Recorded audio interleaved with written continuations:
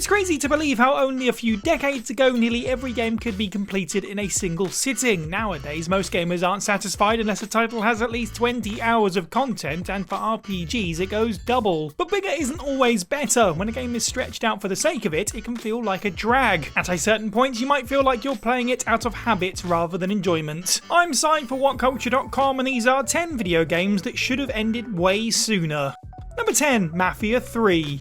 In Mafia 3, Vietnam veteran Lincoln Clay declares war on the New Bordeaux mob after they murder his family. To exact his revenge, Clay forges his own criminal empire, becoming a part of the very evil that took away his loved ones. The first Mafia kept players occupied for 6 or 7 hours, the sequel took around 10 hours to complete. So naturally you'd assume Mafia 3 would be slightly longer, however this threequel takes about 20 hours to beat. Now just because Mafia and Mafia 2 were reasonably short doesn't mean the third installment has to be. Theoretically, Mafia 3 can be as long as it wants, so long as it keeps players entertained, but sadly that generally speaking was not the case. As astounding as the first few hours are, Mafia 3 is let down by unfun mechanics, lackluster pacing and tedious missions. When you see how boring the gameplay is, you can't help feeling frustrated, but when you realise you're not enjoying yourself and you're not even halfway through, it gives you the incentive to switch the game off for good. In hindsight, Mafia 3 wouldn't be as painstaking to play if it was as concise as its predecessors.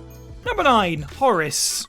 Due to the pixelated art and simple setup, Horace looks to be a straightforward indie. Not only does this gem from 505 Games have an incredibly dense story, it masterfully blends various genres including bullet hell platforming, racing, Metroidvania exploration, fighting, and first-person shooting. The genre and plot keep shifting, so you never know what to expect. One minute you're picking up scraps in a dingy basement, the next you're battling death machines on the moon. At first you'll feel like you never want your playthrough to end. That's why it's a shame to see Horace outstay its welcome. Yes, it's cute when you have to take part in a dishwashing minigame, win a sack race, and time travel to ancient Egypt to fight a robot, but sometimes you can't help but think, where is this going, when the narrative changes for the 17th time and you realise you have no idea what your objective is. Because most of Horace's adventures involves our hero meandering about, you're not sure how close you are from accomplishing anything of value. Also, many levels are brutally unfair in a cheap attempt to stretch out your playthrough. We all love a challenge, but it's exhausting to watch the titular android die 50 times in a row.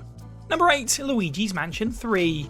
A video game can get away with padding if it's subtle about it. If you need to locate a cool power-up, explore a new terrain, or encounter a wacky character before moving on, you don't mind that much so long as it's fun and engaging. However, it always feels forced when the main campaign stops dead until you perform an arbitrary task. Luigi's Mansion 3 is a blast, but it pulls this annoying tactic repeatedly. On each story of the game's hotel location, our cowardly hero must find an elevator button to move on to the next area. On 2 separate occasions, a poltergeist cat swipes the button just as Luigi is about to use it before scurrying away. This forces Mario's green brother to backtrack to retrieve said button. Since this kitty repeatedly disappears to other floors, you have to search everywhere to find him. Not only is this a lazy method to extend the runtime, it's unnecessary, since Luigi's Mansion 3 is over twice as long as the GameCube original.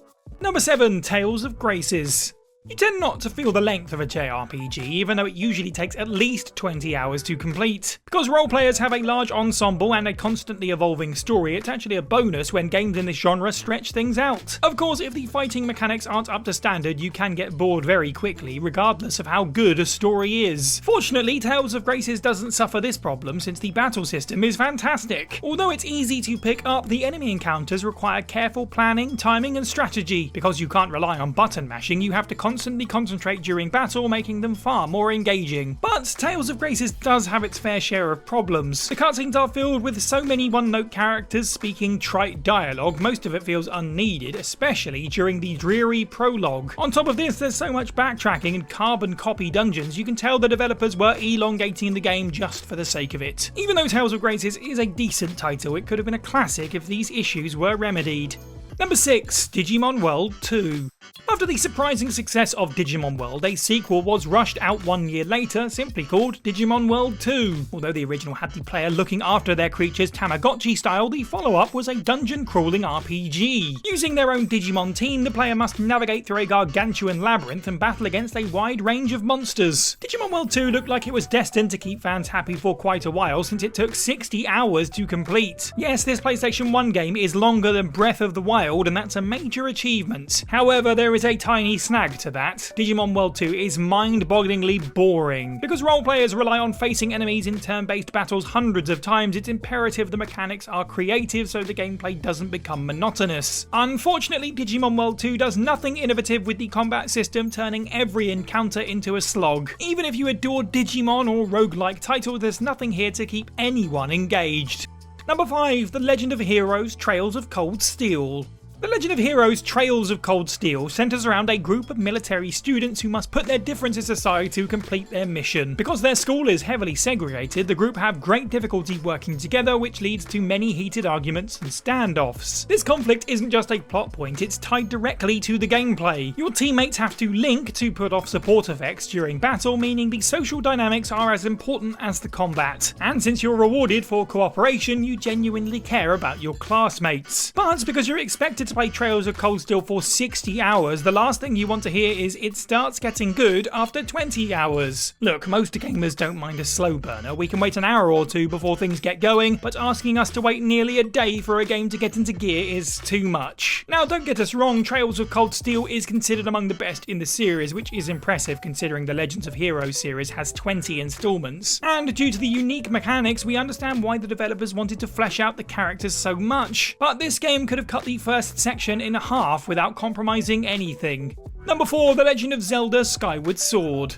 Completing the main campaign of The Legend of Zelda Breath of the Wild is a time-consuming task, easily clocking in at around 50 hours. And yet it rarely feels like a chore. The gameplay has such a rich variety, you'll play for hours in one go, wondering where the time has gone. Whether it's battling monsters, exploring dungeons, horse riding, or cooking, it's never laborious. Except maybe the Korok seeds, we could have done without that. And even though Breath of the Wild is extremely long, every part of it feels purposeful. The same cannot be said about its predecessor, Skyward Sword. Even though this installment can be over and done with in 20 hours, it feels twice its length. Yes, fetch quests are a staple of the series, but they take up half your playthrough this time around in a feeble attempt to drag out the main campaign. Worse still, many missions share so many similarities, it almost feels like they're copy and pasted. The most obvious example here is the confrontation with the Imprisoned. Not only does this battle go on forever, you have to fight this boss on 3 separate occasions. Thanks, Nintendo. Real cool of you to do that.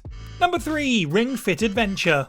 Ring Fit Adventure is an exercise-based title for the Nintendo Switch designed to make players work up a sweat. Using the Pilates ring peripheral, you must perform exercises to navigate around the levels, complete tasks, and defeat enemies. Boasting 23 worlds, each filled with about 10 levels, Ring Fit Adventure is not something you can plow through in a week. If you're an Olympic athlete, it'll still take months to complete the game due to the legion of side missions, bonus modes, and challenges. However, the whole experience is let down by the bosses. Or to be more specific, the boss. Throughout your adventure, you must face the evil and super buff Drag Owl. What's annoying about this guy is he serves as the boss at least 10 times. And although there's nothing wrong with the battle itself, it gets tiresome fighting the same enemy over and over. But that's not all. For the first couple of worlds, the game will introduce a brand new mechanic in every other level, but at the halfway point, you've learned everything you need to know. At this point, the balance between game and exercise app completely falls off, and it becomes hard to stick with Ring Fit Adventure when it all becomes the same.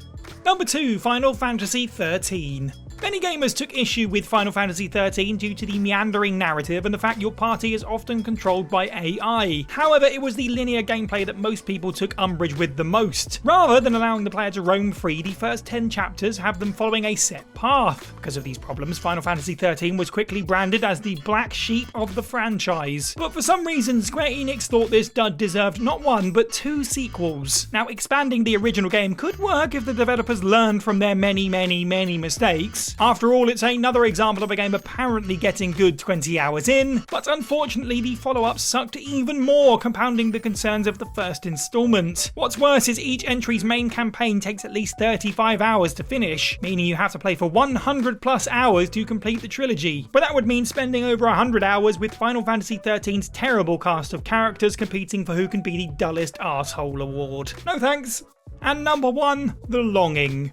In The Longing, you play as Shade, a creature who's preparing a subterranean kingdom for his master who will awake in 400 days in real time. Even though Shade has a long wait, he can make the time move faster by performing certain tasks such as reading, decorating and drawing. It's pretty obvious almost instantly that this point-and-click adventure, if you'd like to call it that, is less a video game and more an endurance test. There's no reason that any game should take 400 days to complete. That is 9,600 hours. If The Longing was 100 times shorter, it would still be longer than almost any game you've ever played. To top it all off, Shade walks really slowly. Because it takes 5 minutes for our protagonist to stroll from A to B, the simplest actions become hair-tearingly tedious. Now, the easiest way to shorten your playthrough is by reading. If Shade breezes through Moby Dick, the Iliad, the Raven, or any other books in his collection, he can slice off a few hours here and there. But if you take part in this task, you're not playing a video game, you're just reading. Not only that, you are only reading to limit the tedium of the playthrough. If that's the case, you might as well stop playing The Longing and go read an actual book.